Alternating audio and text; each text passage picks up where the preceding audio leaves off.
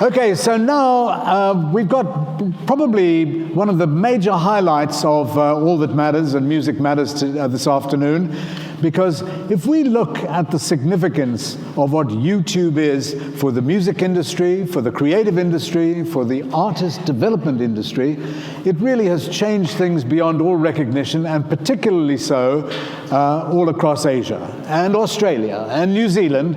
And in fact, if you really measure the revolution that was started by YouTube and what they're doing, Asia is now in an incredible position of finding that YouTube is able to really stimulate tremendous demand and certainly artists' careers. So we've got a very, very special surprise this afternoon, because we have two of the most senior people in YouTube worldwide, and we'd like to bring onto the stage, first of all, Vivien Lewit. Where is Vivien? Vivien? Vivien's the global. Where's Vivien? There we are. Vivien, welcome. Hi, Ralph. Hey, Vivien. How are you? Great to see you. Great to see you. Vivien Lewit is responsible as being the global head of all artist relations, artist services, everything to do with artists and their development. And then secondly, by no means last but not least, is the global head of licensing and business development for all of YouTube. Ladies and gentlemen, Christophe Muller. Christophe. Bonjour, Christophe. Bonjour. Comment allez-vous? Très bien. Shall we do it in French? Well, let's do it in French, because people in Vietnam might understand it. But anyway, okay, so here we are. So, Vivien, great to have you here. This is your first time at All That Matters? This is my first time at All That Matters. I in 2011 attended a version of what this was then, which was Meetem Asia. That was my last time at a conference in Asia. Oh, great. So you're getting to feel a bit of the All That Matters, Music Matters Yes. magic. Oh, wait, and it was not 2000. That was an extremely off date. It was 1995. Oh, that was another century. It's the beginning of two different careers. Okay, and so let's find out about what you each do and how you found your way to YouTube and why you are here today. So Vivien, ladies first. Sure, I'll start, particularly because I just flubbed that date. So in 1995, I started my career as an attorney in the recording industry.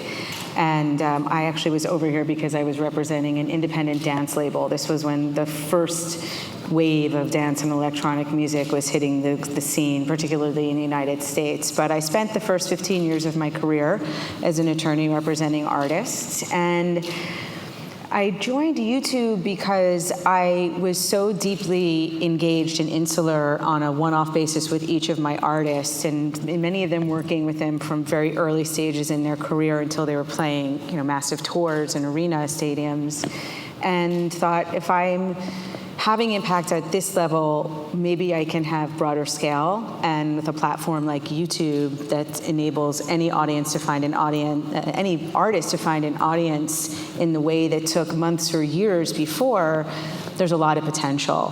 And so I wanted to tap into that potential. I wanted to have more impact for artists, and I wanted to help be a voice of the artist within the ecosystem of YouTube at the time. So that's an interesting pathway to get there. Christophe, tell us about yourself. I'll be very quick so we can go through your pathway. Right. I'm very happy to be back here. I've been here now a few times, and I was on stage again last year. And it's, I have to admit, this is one of my favorite events globally. It's always a pleasure to be here, mostly because there's so much happening in the region, and hopefully we'll have a chance to talk about this a bit more. About that. But it's so exciting what's happening here. As far as I'm concerned, I've been at YouTube 9 years now, and started, on the music side through the publishing door. And the reason I want to do this is because I feel like Vivien, there's so much that we can contribute to the music industry, right. Locally, but as well as globally. That's just incredible, and we'd love to walk you through some of the examples of the things we've been thinking about. It's been such a momentum since last year. I've been on stage, and we made tremendous progress. So, super excited to be here. Great. Well, what we're going to do is we're going to kind of take a pathway through the essence of YouTube and how YouTube is really helping to foment a whole new range and generation of artist development, artist impact, and also making sure that artists from Asia, all over Asia and Australia and New Zealand can break on a global basis with great significance. Okay, so what do both of you think of the state of music today, and are you excited about what's on the horizon and YouTube's involvement in it? Give us your sense. Who's going to take that? I'm happy to start with this. I think we're extremely excited about the opportunity in front of us. I think in terms of the music industry in general, everybody knows here that 2016 was a tipping point, and the industry has been growing again, and we're very proud and excited to be a contributor of that. And the way we look at this is really, with sort of what we call the twin engine growth. We're here to help monetize content that's on YouTube through advertising and monetizing usage that wouldn't necessarily be monetized otherwise, but also, and very importantly so, now on the paid subscription side of things. We since last year, since June last year, we've been expanding on a very rapid clip from 5 markets to 71 markets. So now YouTube Premium and YouTube Music are available in all these markets, and we're looking to expand even further, specifically with some key markets here in Southeast Asia in mind for the next few months. So Vivien, an important question I'd like you to answer is, there seems to be a dissolving of territorial boundaries. Yeah. Just explain to us how that works within the YouTube world. Sure. And, there are a couple of things that are really super exciting to me today that I wanted to talk to you about, particularly on the landscape of music and how things are evolving. One, yes, 100%. And we've been seeing this for a long time, but I think now more than ever, it's evident everywhere. It used to be that because I had this myopic view of watching everything and watching the data and watching charts and hearing success stories, it felt like it was happening for a long time to me, but I think now the realization has sunk in, and we'll walk you through as we speak some of the examples of this, that territorial boundaries have virtually evaporated in many instances. And because of that, artists that are in Vietnam, artists that are in Brazil, artists that are in Korea and the Philippines have a global stage. And it's a marketplace to tap into that is, a massive marketplace. On YouTube alone, we're more than 2 billion logged in users a month. 2 billion logins a month. Correct. Yeah. Okay. And so the audience is there, right? And they're watching and they're experiencing content. But the other thing that's really exciting for music now is that because of the coming down of the territorial boundaries and because of open platforms, artists are able to connect with their fans in different ways. And what I think about YouTube that's really neat and has been, the focus of my attention for the last several years, as well as many within our organization on the music product side, is how we're a differentiated platform. We're retail and we're social, meaning you used to go to Tower Records and you used to buy an album. And the only way that the artist could and the label could connect with you in that moment of time was by, fighting for an end cap placement or point of purchase display placement. It was where were you in the store? Because you already had the customer in the store, you were done with all of your marketing efforts.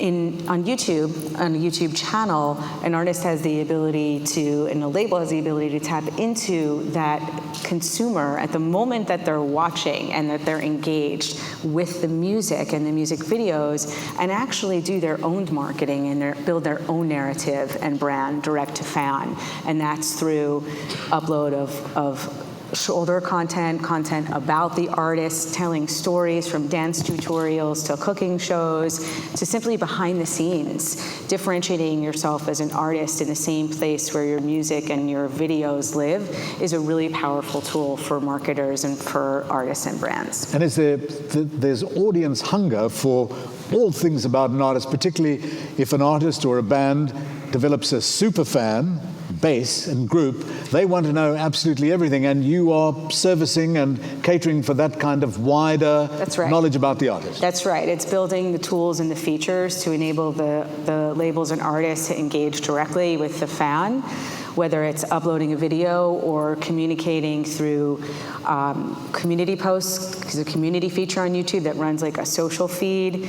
There's a feature that's brand new called Stories, which is very much like it is a Stories product. And those tools enable that one-on-one direct communication. So you have the ability to take a casual fan that's there to listen to the music, watch the video, and turn them into what could be a super fan, and then monetize them as a super fan, sell them tickets, merchandise, etc. So, Christoph, this whole notion of monetizing for the benefit of the artist, their management, this is an important factor that YouTube give big focus to, because clearly you want to really try and have a whole new kind of revenue development for artists themselves. Yeah, exactly. The way we look at this is really we want to become the most important platform for songwriters, artists, and fans, and also be the leading source of revenue for them.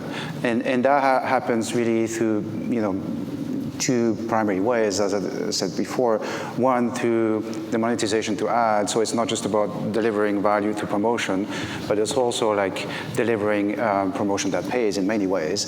But other than that, we realized that we had to go beyond this and also respond to our users who wanted to really enjoy the service in a different way, which is why we launched, YouTube Premium, YouTube Music Premium, our subscription offering, and that's been going really well. Again, we believe that these two are a key part of what the growth we will drive to the industry going forward. Okay, so we'll go into that subscription issue just a little while, but it really seems like Asia as a region is on fire, because we're seeing some enormous changes and developments where artists from this region are starting to feature in the global charts. So from the two of you, give us a sense about the momentum, number one. Secondly, what your reach is like. And then how many channels you presently are able to have on the platform that are touching this marketplace. Yeah, I'm happy to start with this.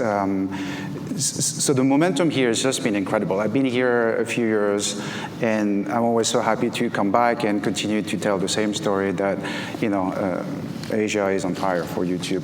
When it comes to all the key metrics, where you're looking at partner revenue, whether you're looking at watch time, which is a key KPI that we look at, or even daily active users, APAC remains the fastest growing region for YouTube, so that's clear. We have now today over 3,000 channels that have more than 1 million subscribers, and that's 3,000 channels. 3,000 channels that have more than 1 million subscribers, and that's like almost triple the growth from like just over a year ago. Well, and also you've grown 18% between 2018 and 2019. That's right. That's right. Wow. And then you talked about reach. Again, we have the overall number on a global basis, which is 2 billion users that come to the platform every month. But just looking at some of the key markets here in the region, Japan is at 62 million.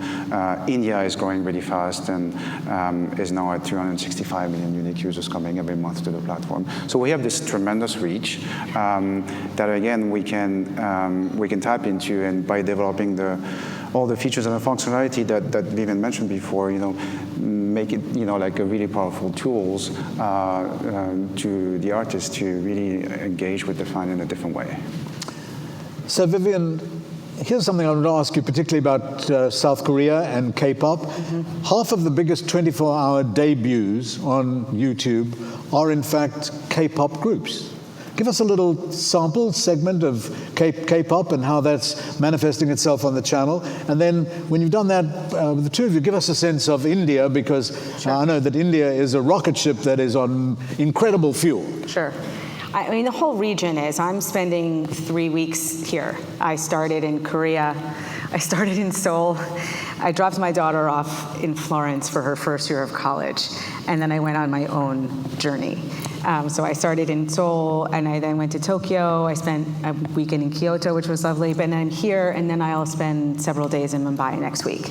And it's really so that I can enmesh myself within the local communities. I mean, I can see things from afar, and our teams here are absolutely fantastic.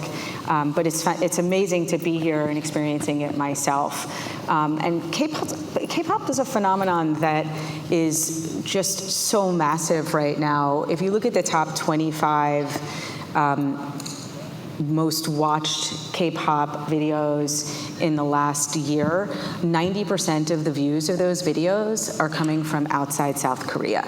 Wow. It's huge. But it hasn't just started. In 2013, this is a fun anecdote, in 2013, we thought we would launch a YouTube Music Awards, yearly kind of thing. And the first one we did, we held a show and we created fan voting. And I happened to be standing with Lior, my now Lior Cohen, our now boss, Lior Cohen, our global head of YouTube Music, and several other folks within the industry, insider crew. And Girls' Generation was a K-pop artist on SM Entertainment, and they won the YouTube Music Award for the biggest and best artist video of the year. Wow. And they all looked at me, wondering what might be happening here. And it was really it was an eye-opening moment for everyone in that room and everyone that was watching at home, and then subsequently also, because I think that was the first time it was really evident that this was taking hold. And now it's just a massive phenomenon. I mean, from BTS to Blackpink, and they're selling out massive arenas and venues across the world. Blackpink was on stage at Coachella. We actually live streamed Blackpink from Coachella into Times Square, New York. So Coachella, for those of you that are not aware of it, in the United States, Coachella is really a very, very important ritual for young people to go to. Very, very important in streaming. Your streaming obviously reaching across the world, but got very big numbers from that particular performance. Not just young people. Not young people. Not just young. No, it's a very broad, yes, because obviously it's music fans, no matter what the age group is. Yeah, I mean, I'll talk about live streaming a little bit more. Correct. So you have this happening with K-pop, right? And there's a real emphasis around the business and the teams around these artists that are making it successful. I mean, right. It starts with the music, and then you roll into the video, but then it's the world that's created around these artists. And the way I referenced earlier, in a very general sense, they're tapping into the superfan, and they're growing them all over the world. Similarly, things are percolating in just as big of a way with artists coming out of India now. So with India, a year ago, there were no videos of Indian artists on YouTube, correct? No. That's not correct?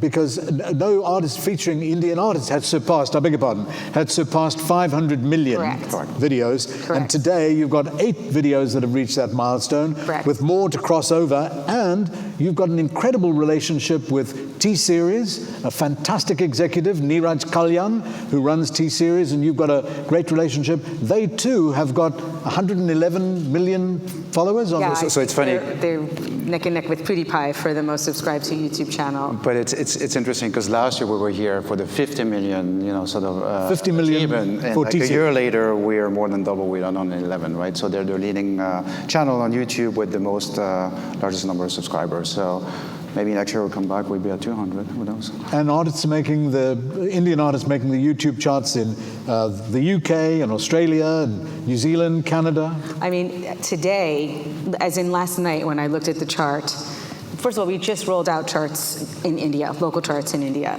So I've been following them every day. Last night when I looked at the chart, Yannick, thank you. And Arijit Singh were in the number 1 and 2 slots on the charts of top artist charts in India, and correspondingly on the global artist chart on YouTube, we're in the number 2 and 3 slots. And if you look across the top 20, there are parallels as you go down across the India chart for artists and the global YouTube chart for artists. You mentioned Arijit Singh. Arijit Singh is an incredible artist. His manager is somebody, I think he might even be here. Where is Tarsam Mittal? Is he here? Well, even if he isn't, Arijit is just a fantastic artist, and people all over the world will come to see the brilliance of this particular And that's a wonderful talent. story. And there are other stories like that happening with great velocity in India now, where independent artists are growing on YouTube, and they're reaching global fans, and they're peppering the local charts that we just launched, which is fantastic. You have artists like Navy and Divine who started completely independently uploading videos to YouTube. They now are the subjects of a Bollywood film. They have a global fan base. We presented them at our YouTube brandcast, put them in front of big advertisers. We were working really closely hand in hand with all these artists and their teams. Neha Kakkar is another example who was at the top of the charts, of the global US charts for quite some time this year. So just getting back to a little bit of K-pop, BTS, particularly a song called Boy With Love. Mm-hmm. Is it true that that was the fastest music video to reach 100 million views? That's correct, in a 24-hour period. In under 2 days? Yes. Incredible. Yes. I mean, that's... Yes. It's incredible. Yeah. And then Blackpink, a song called Kill This Love, is the biggest YouTube premiere of all time. Nearly over 1 million just at the premiere. That's right. Premiere is a very successful feature. Yeah, tell us about that. And it's actually quite interesting. What it is, it's you basically have the ability now to, as an artist, to you tell your audience, hey, come and log at a certain point in time, certain date, to discover my latest release, right? And we've seen this as a very, very powerful tool to help, with the new release or when you drop a new music video. And it's something that is something we want to invest more in this year, and we'll look to scale even further. Just explain how the premiere works. Let's say, for example, there's an act from Asia that is burgeoning, starting to move. What is the premiere? How do you get it structured? So, premieres are a feature that we rolled out early this year and are part of a suite of tools that are really helping artists to build that deep fan connection. We have found an incredible taking off of the use of the feature, and essentially it's a tool that enables you to program your YouTube channel to go live at a particular time with a premiere of your music video or any video, but it's working really well with music videos. You can set it a day in advance. You could set it 3 hours in advance. But the purpose of it is to bring all your fans together at the same time to experience watching your music video in that moment. We also have a feature where the artists themselves can chat directly with their fans on the side of the page next to where the music video is playing. So we're seeing every day there's another artist that you probably in this room have all heard of that is using the premiere feature on YouTube. And yes, Blackpink had over 900,000 concurrent viewers watching their premiere of that video. And certainly in terms of Indian artists, there was one very interesting example, because there was an Indian artist that had recorded an artist called Divine that ultimately got featured in a huge Bollywood blockbuster movie called Gully Boy. Gully Boy. Very, very big movie. So that was actually stimulated by YouTube. Yeah, the telling of the story of Nazi and Divine. And I'll add back to your premieres comment, there's a Vietnamese artist, MTP Song Tong, who has... Son Tung. Song Tong. Right. Exactly, who holds the record for the most watched premiere of a male solo artist on YouTube. Wow. And then there's another fascinating story about an artist from the Philippines by the name of Dominique, who did a duet with Jason Mraz. Yes. A song called Could I Love You Anymore? Yes. And that also... Dominique's a great story because she just wanted to become a singer, and she started to post on YouTube, and she ultimately connected with someone that worked in the region in the Philippines on YouTube, and they hand in hand helped her build out her channel.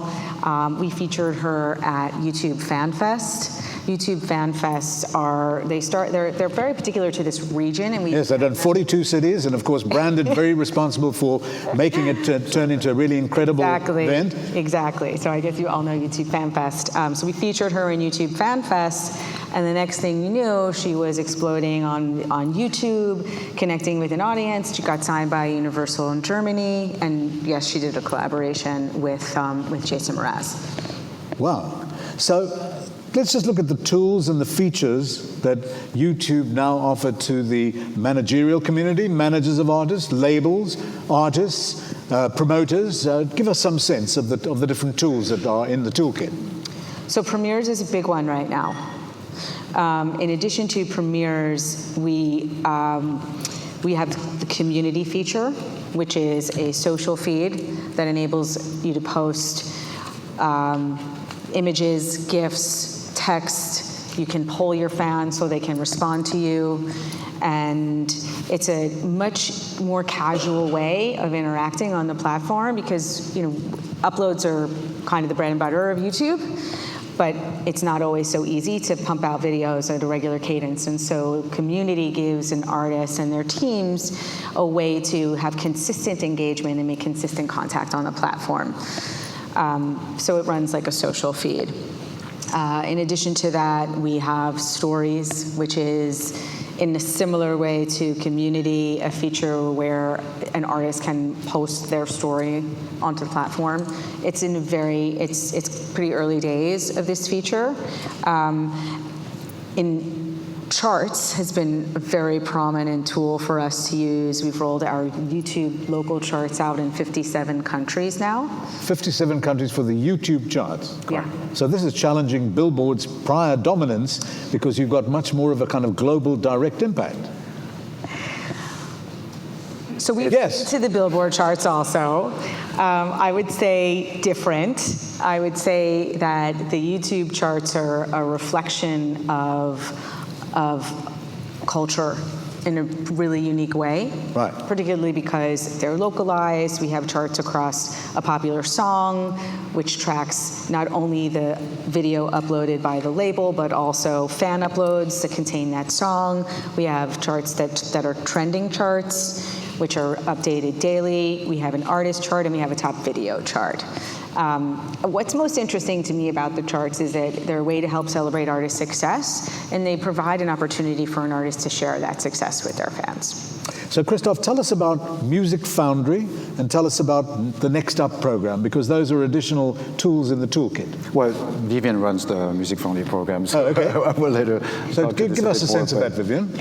So we started Foundry, I guess this goes to a second part of the tools, right? I think of tools and I think very technologically about the platform, but there are a lot of other ways that we're tapping into the community, particularly in this region, to help artists have success. Right. We're addicted to helping artists break, and so one of the programs that we started many years ago in end of 2015, early 2016 was called the Foundry. I'm going to skip over many years of the Foundry because it went through a couple of different iterations of the way that we engaged with artists in the program, but it's set up to support early development artists build their careers on their own terms. So whatever that artist's goal is, we're there to partner with them to try to help them achieve that goal. And we're working with very content-thinking artists, very progressive-thinking artists who are leaning into the platform and using the tools that we discussed. So Ace Collection, very well-known group in Japan. Mm-hmm. They were one of them. Secondly, Groovy Room from South Korea. Correct. And then from Indonesia, big market, 267 million people, Siti Badriah. Mm-hmm. So this is all part of this developing. Exactly. We run this program globally. Ace Collection, it's great that you mentioned them. We're involved in the early cohort in 2019 of Foundry, and they just recently sold, for the very first live show out of Japan, sold out a 1,500 cap venue, to which 4,000 fans actually tried to buy tickets. Wow. And Groovy Room played EDC, the Electric Daisy Carnival. For those of you that may not know, that's like the biggest electronic music festival in the US. Wow. And so some other promotional campaigns that you've done for YouTube Music. In Japan, you partnered with the Johnny's label, very famous Japanese label, and a band, and Six Tones, another important label in Japan, with One OK Rock and Amion. Amion is an artist, the Warner label in Japan, and actually while I was in Tokyo last week, she used the Premieres feature. She had a great moment using the Premieres feature. But yeah, some of the, so we have some programs like Foundry. We have, when we're working with artists, it's important to us that we are not involved on a one-off basis, right? We want to grow with that artist as they grow in their career. So the next level of what is Foundry is a program called Artist on the Rise. And right now, we've launched that in the US and in the UK, and we hope to expand next year into countries and hopefully here. But where we don't have an actual programmatic package, we often are partnering with labels and artists to support them, but also help support YouTube Music and its growth. And so we partnered with Johnny's and Stones on a campaign that led to them launching their own YouTube channel for Johnny's, and also Stones launched their YouTube channel. They too used the Premieres feature not long ago to great success. They did it very creatively. I actually encourage everyone to check out Stones' channel. It's actually SIX Tones, because they did this amazing live thing around their premiere, and you should check it out on the channel, YouTube Best Practices. And with One OK Rock, we did another promotional campaign, and I'm Yoon, we did another promotional campaign that were largely to support the artists as well as drive awareness and growth of YouTube Music. Wow, incredibly artist-centric, very good thing. So Christoph, you'd mentioned a little earlier subscription. Yep. Obviously a key vertical for yourselves within YouTube Music. Just give us a sense of subscription, what it is, and tell us a little bit about it. Yeah, so again,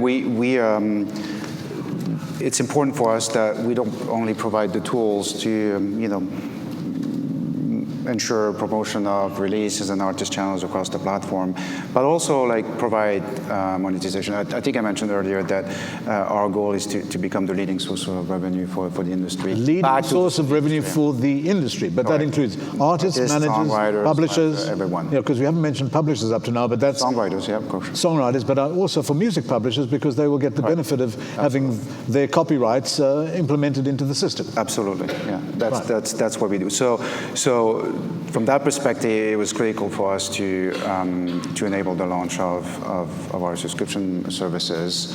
As I mentioned before, we're now in 71 markets globally. We are looking forward to expand even further here. We just launched in the Middle East, in 8 markets in the Middle East last week. In the Middle East? In the Middle East, so it's very recent, and looking forward to, as I said, expand even further. So this means that if you're an artist and you have a relationship with yourselves, I mean, all artists have to have a relationship with you because it's going to be a real driver for their career. But more importantly, it looks to me as though you've got a really interesting way of targeting. If there's just a little tickle in some market, that would be a way in which you would be able to see from your data that something is really starting to foment in a particular market, and then you can help make it kind of blow up. Mm-hmm. That's the benefit of having boots on the ground where we do. We have amazing people that are working around the clock to, 1, uncover those situations as they're happening, and then 2, support labels and artists and their teams once that connection is made. And that's everything from teaching them about best practices and building strategies that are content-based to featuring them in the YouTube FanFest, as we mentioned earlier, giving them opportunity to seed into our programs. You mentioned Next Up earlier.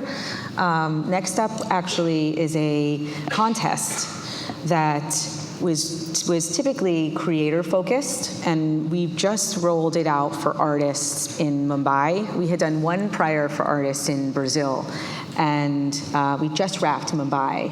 And essentially what Next Up does is it opens up the opportunity for artists to apply to the contest, and then once they're selected, they get that one-on-one connectivity with YouTube and the YouTube teams to be educated, to learn about the platform, and to create content at one of our pop-up spaces. Well, Indian artists, when they hear you saying that, they will say, Ati Uttam.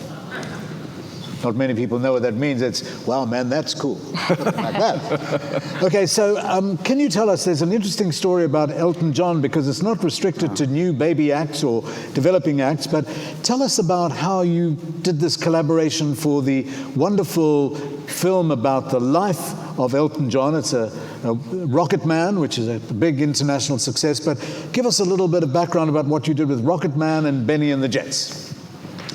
So it's interesting to mention Elton John because we are talking a lot about breaking artists and developing artists in ways that artists can connect with fans, and artists who are, iconic legacy artists may not necessarily feel that immediate ability or desire to connect in those ways. And so catalog is really important, and the way we approach artists that have iconic music and are icons themselves is really important. And so Elton was, we did two things with Elton.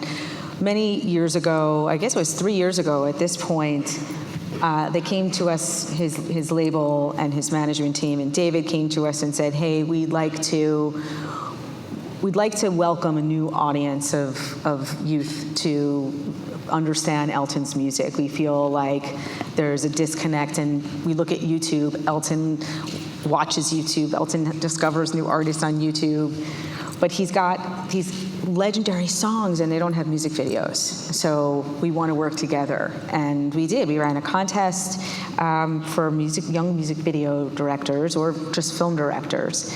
And 3 were selected to create music videos for Tiny Dancer, Benny and the Jets, and I can never get the third one. Tiny Dancer, Benny and the Jets, and... It's okay. It's okay. No. So, but the in point... any event, they were beautiful videos. Right. And we ran a big marketing campaign around them. We premiered them at Cannes. At the Cannes Film Festival. At the Cannes Film Festival, correct. And we brought the directors in that had produced them.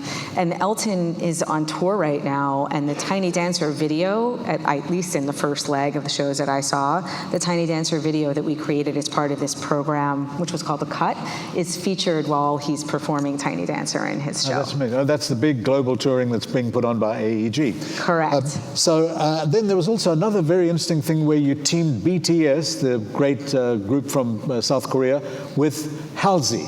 Tell us about that. Well, we didn't do that. They did that themselves. But what's interesting about that is the connectivity across audiences, and that likely may not have overlapped. When you have an artist like BTS featuring an artist like Halsey, which may have completely disparate audiences, you tap into the possibility of really utilizing collaborations to their fullest extent and awakening each audience to the other artist. It was super cool to see that happen, but that's something really incredible about YouTube that you can tap into for an artist at any point in their career. And it doesn't have to be 2 artists collaborating together. It can be artists collaborating with creators, gamers. It's one way when we talk about, there's a lot of conversation now in the region here and everywhere about local artists going global. You mentioned it earlier. Collaborations are a great way to do that. And I think that's very interesting, because when you see the success of the creators on YouTube and how rapidly they've been growing, same thing, globally, and we believe there's an opportunity here that's, again, unique through our platform that we can connect the two and really make sure that whether it's for emerging artists but also for more established ones, an opportunity to really discover a new audience. Another artist or band that we worked with in the past year or year and a half, that's more iconic. The Beatles. We've done a lot of things with them to bring them on the platform because they were very interested in going after younger demographics, and that's something that it's a demographic that's very engaged on YouTube. So we're able to work with them and just give them an access, to these people that would come, on YouTube. So, Christophe, you're also very, very involved in licensing, working with all of the labels. My job. Which is really key because clearly licensing, and it's not just the majors, it's the mini majors, it's the indies and all over the world. It's a very big job, but obviously an imperative that has to be done really well. But this is something that you lead within the YouTube Music team, correct? That's correct, yeah. So I look after licensing across label and publishers globally. So we have an amazing team here. That's been growing. We will continue to grow the team here to enable us to get the rights to make YouTube what it is today. It just doesn't happen by chance. Like, there is a reason why there's all this music on the platform, because it's a unique audience that's very large to tap into, but also it's backed by, licensing agreement.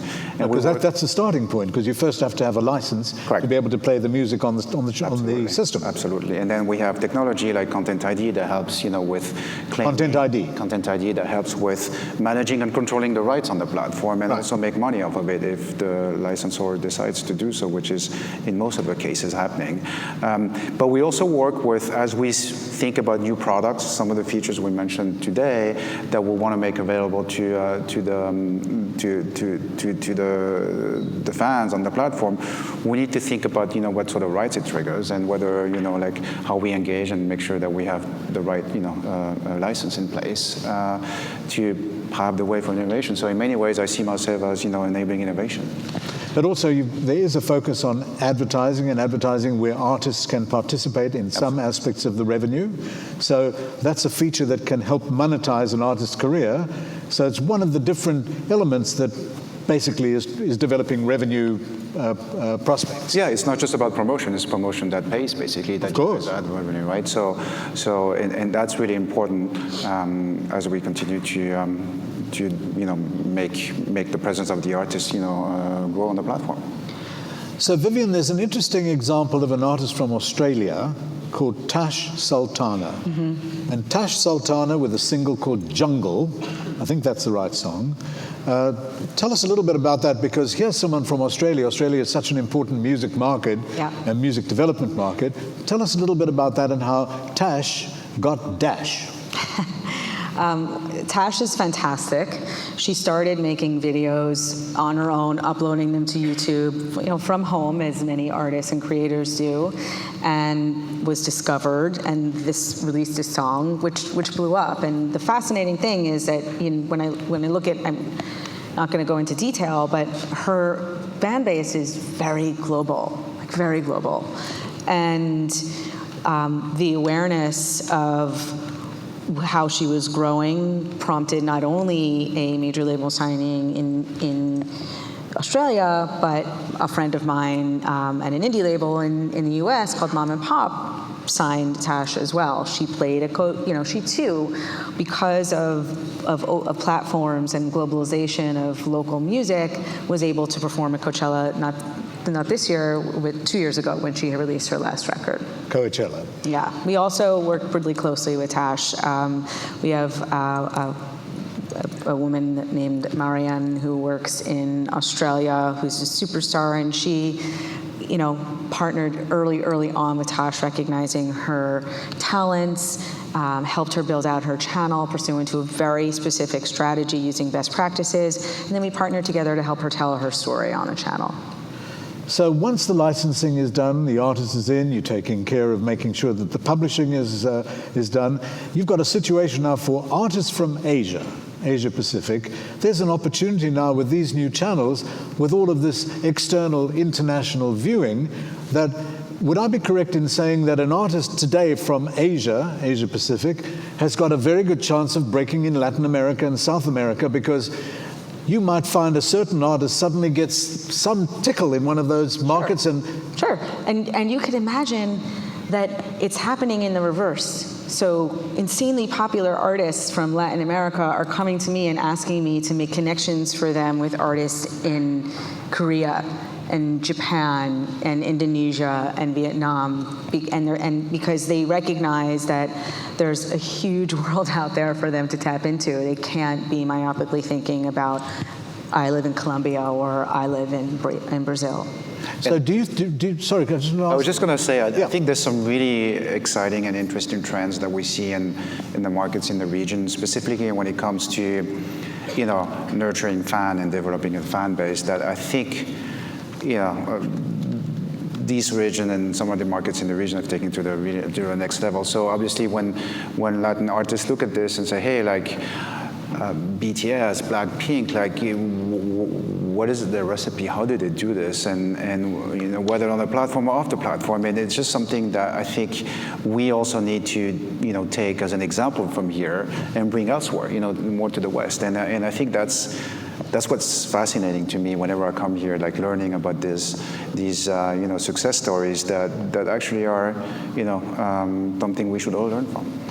Streaming, we never really focus too much on that, but streaming clearly is a very, very important imperative for YouTube. Just give us a slice of your streaming thinking. The thing with live streaming we're talking about, the beautiful thing about live streaming is when you think about this global marketplace, you have events, you have performances that happen in the moment, in a physical space, usually with fans, and there's a shared experience happening there. So the live on YouTube experience allows you to open up the door and welcome everyone in that's at home and can't actually physically get there. So we live streamed Summer Sonic and we live streamed Fuji Rock. Actually, this is the second year in a row we live streamed Fuji Rock, which is, it's a fantastic outlet for us to be able to open up the ability for a fan in, San Jose to watch an artist perform at Fuji Rock.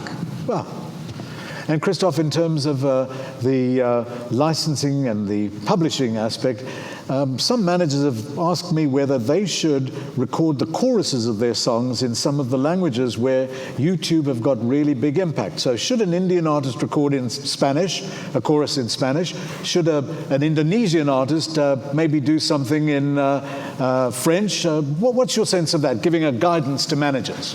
I think that's definitely possible, but what we also see into creativity, and again, this is where YouTube, is unique and different because we bring the side and the emotions, together, right? So like K-pop started becoming really, really popular, like in Korean, right? So like, Korean. Yeah, exactly, and it traveled around the world, and so there's different ways to actually go and capture that audience. I don't know necessarily that a chorus in a different language would be successful, but I think it's worth trying. I mean, Despacito was one of the biggest hits on the platform, and it traveled and Rosalia. Everywhere too. Yeah. So I think it's a combination of all the above.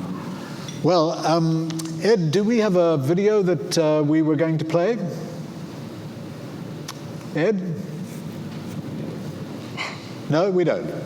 Yes, we do. No, we don't. Well, I think unfortunately we're just about out of time, but thank you so much for giving us this really incredible walkthrough of the breadth of what YouTube music is. Clearly making a massive impact across Asia. Hopefully we'll see some Indian superstars, some Indonesian superstars, some Malaysian superstars, some Vietnamese. Well, we have a Vietnamese superstar. We do. We have a Philippine Son Tung. superstar. So how many of you here know Son Tung? There's one person. Well, we need to make sure that they're on YouTube. What's that? They're on YouTube. Oh, they're YouTubers. Oh, they work for YouTube. But he has well, of course. okay, but here's the telling thing. He has 5.67 million subscribers on his YouTube channel. Wow. Well, ladies and gentlemen, he's a superstar already. What you've heard is just scratching the surface of the vinyl, scratching the surface of the needle. So would you please give a very warm round of applause to Vivien Lewit, Christoph Mahler from YouTube Music. Thank you so much. Thank you, Rob. Thank you. And of course, many, many thanks to the great Ralph Simon. And I'm afraid, Ralph, there was no video.